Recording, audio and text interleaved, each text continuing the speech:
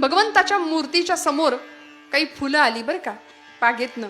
एक हार गेला देवाच्या गळ्यात आणि त्याच टोपलीतलं एक फुल पडलं देवाच्या पायरीवर.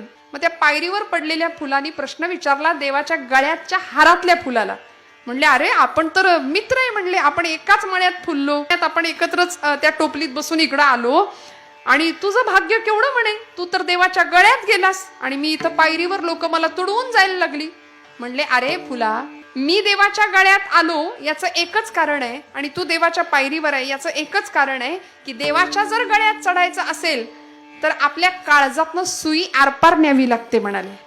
आणि मी ते केलं, मी सहन केलं, त्याचा परिणाम मला देवत्वाचा दर्जा मिळाला. मला देवाने डोक्यावर घेतलं, मला देवाने जवळ केलं.